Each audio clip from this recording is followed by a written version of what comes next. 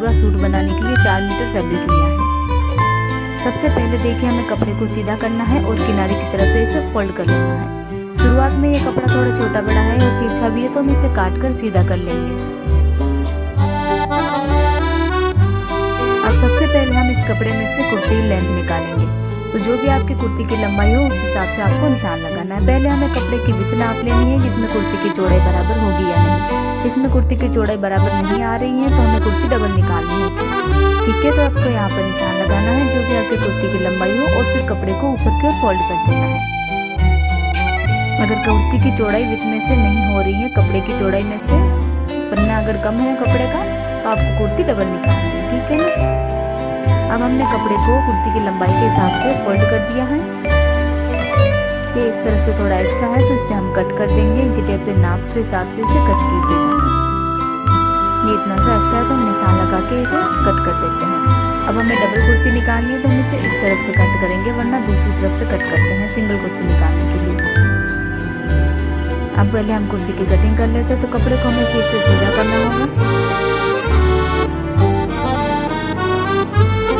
पूरा सीधा कर लीजिए, फिर किनारे की तरफ से देखिए इस तरीके से लंबाई में फोल्ड कुर्ती की कटिंग कर लेते हैं। तो कपड़े को हमें फिर से सीधा करना होगा।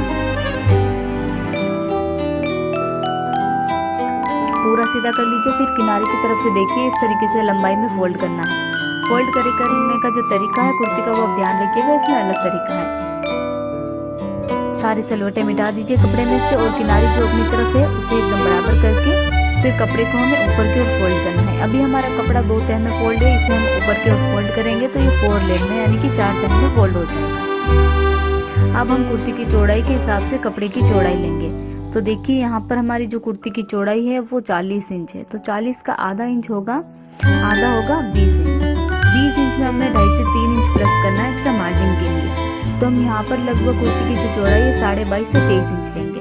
जो भी आपके चेस्ट का साइज हो उसका आधा हिस्सा लेना, उसमें 2 से 2.5 इंच प्लस कर देना है मार्जिन के लिए और कपड़े को फोल्ड कर लेना है। फिर इसे हम यहाँ से साइड से कट कर लेंगे।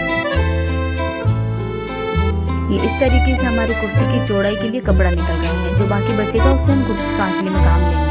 अब फिर से हमें कुर्ती को सीधा करना है, कुर्ती का जो हमारा कपड़ा है, और इसे देखिए ये इस तरीके से लंबाई में डबल करना है। ध्यान रखिएगा फोल्ड करने का तरीका, ये डबल फोल्ड हो गया कपड़ा। अब दोनों कोनों को मिलाते हुए, चारों कोनों को मिलाते हुए कपड़े को इस तरीके से फोल्ड करना है। इस तरीके से एक तरफ से तो कुर्ती बंद रहेगी और दूसरी तरफ से चारों जो पल्ले हैं इसके वो खुले रहेंगे। जो बंद साइड है वो हमें अपनी तरफ रखनी है, जो खुली साइड है वो दूसरी तरफ रखनी है।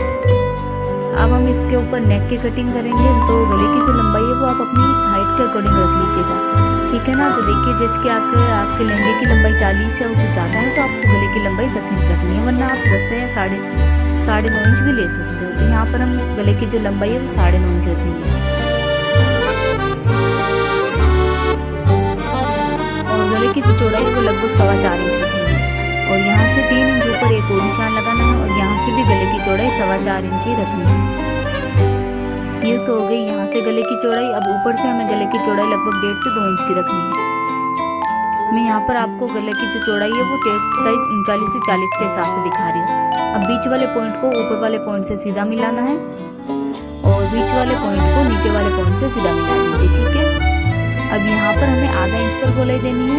ये कुछ इस तरीके से, यहाँ पर कोई भी हमें कोना नहीं बनाना है, इस तरीके से गोलाई दे दीजिए और यहाँ पर लगभग 1.5 इंच पर इस तरीके से गोले का निशान लगा दीजिए। गले की लंबाई और चौड़ाई उतनी रखनी है जितनी हमने निशान लगाया है। अब जो हिसाब से हमने मार्क किया है उस हिसाब से आप गले की कटिंग कर लीजिए। ध्यान रखिएगा सिर्फ एक पार्ट पर ही करनी है, दूसरे वाले पार्ट को आप कट ना करें।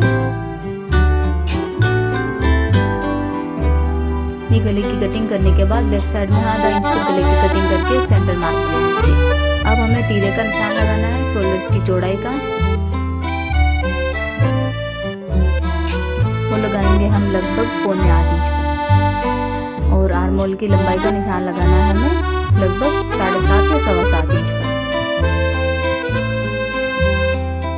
यहाँ पर 1.5 इंच पर सेंटर मार्क बनाते हुए इस तरीके से आर्म होल को गोलाई में शेप दे दीजिए।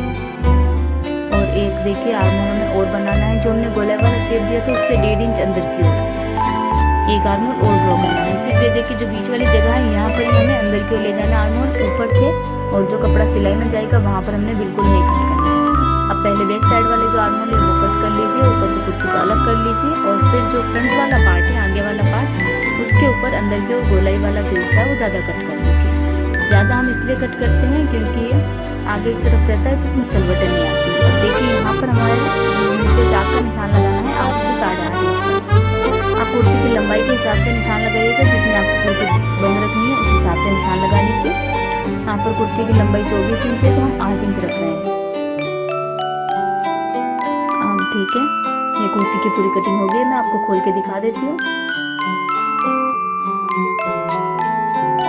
अब हम इसे साइड में से रख देते हैं और जो बचा हुआ कपड़ा है उसे हम फिर से लेंगे और किनारे की तरफ से इसे डबल करना है।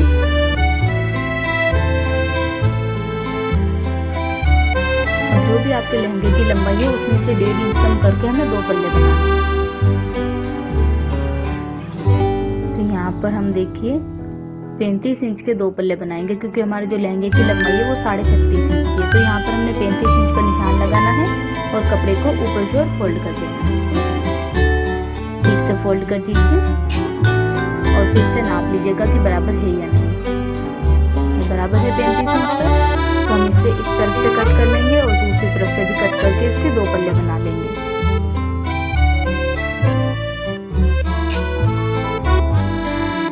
तो बन गया है, इनको बराबर कर दीजिए और लंबाई में से इसे कट करके एक पल्ले के 2 टुकड़े कर लीजिए। लंबाई में ध्यान रखिएगा। इस तरीके से हमारे पास 2 पल्लों के 4 पल्ले बन गए हैं।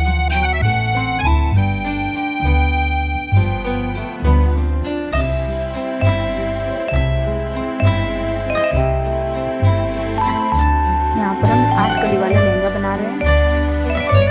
अब इन पल्लों को हमें एक के ऊपर एक बिछाना है इस तरीके से कि जो ऊपर की तरफ कपड़ा है वो उल्टा रहे और नीचे की तरफ जो कपड़ा है वो सीधा रहे। फोल्ड करने का, यहाँ पर कलियां काटने का और बिछाने का तरीका आप ध्यान रखिएगा, वरना आपका लहंगा उल्टा कट जाएगा। अब इन चारों को बराबर कर लीजिए, छोटे बड़े नहीं रहने चाहिए कहीं से भी। अब इन देखिए कलियों को फोल्ड करने का तरीका ध्यान रखिएगा। जो हमारा सीधा हाथ है उस तरफ से हमें इसे फोल्ड करना, ऊपर की शुरू करना है। ठीक है, ये बराबर है चारों। क्योंकि जो सीधा हाथ है उस तरफ से हम इसे फोल्ड करेंगे तो कली की जो चौड़ाई है वो हमें ज़्यादा रखनी है और जो हमारा उल्टा हाथ है उस तरफ से कली की चौड़ाई कम रखनी है। कमर के साइज के अकॉर्डिंग कमर का साइज लगभग 40 इंच रखना है। तो यहाँ पर हम कली की चौड़ाई 6 इंच लेंगे। इसमें सलवटें नहीं आएगी, चुनट नहीं आएगी कलियों में। अब इसे हम बीच में से यहाँ से कट कर लेंगे तो हमारे पास 4 उरेब और 4 सीधी तरह की कलियाँ हो जाएगी। जब हम इनको जोड़ेंगे तो एक उरेब और एक सीधी लेंगे। इसको उठा के इस तरीके से पलटेंगे तो ये इस तरीके से जॉइंट होगी। अब ये हमारे पास कुर्ती के साइड में से जो बचा हुआ कपड़ा है वो है, इसमें से हम कांचली कट कर लेते हैं। तो कपड़े को हमें 4 फोल्ड करना है। डबल फोल्ड हमारा कपड़ा है, इसे हमने ऊपर की ओर फोल्ड करते हुए 4 फोल्ड कर दिया है। इसे काट कर सीधा कर लीजिए पहले। अब स्लीव्स की गोलाई है यानी कि जो बाजू की चौड़ाई है वो और स्लीव्स की लंबाई नाप लीजिए। तो बाजू की लंबाई हमें रखनी है 15 इंच की और गोलाई है 6 इंच। तो हम यहाँ पर चौड़ाई लेंगे 8 इंच की, 2 इंच एक्स्ट्रा लेना है। तो 8 इंच पर निशान लगा दीजिए और इसे कट कर लीजिए। स्लीव्स की लंबाई में कोई भी एक्स्ट्रा कपड़ा नहीं लेना है। मार्जिन के लिए जितनी है उतनी ही कट कीजिएगा, क्योंकि मर्जी और पीछे वापस से मर्जी आएगी तो वो बराबर हो जाएगी।